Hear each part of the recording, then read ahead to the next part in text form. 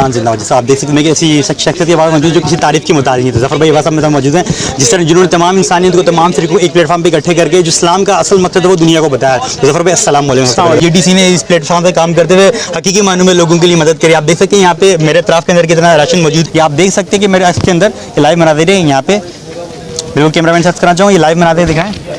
मैं आपसे करने को जो यूथ है तो पहले आप क्या मैसेज देना चाहेंगे?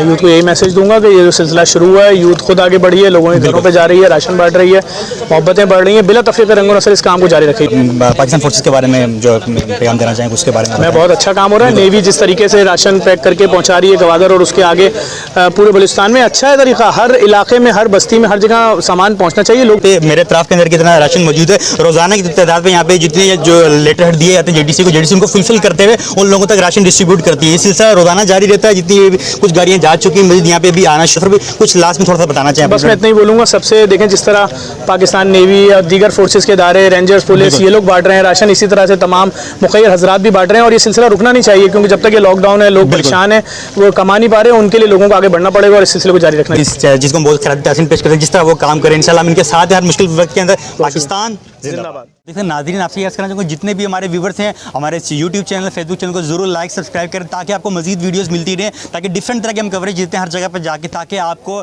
जितने भी मनाज़िर हैं उसकी लाइव अपडेट मिलती है।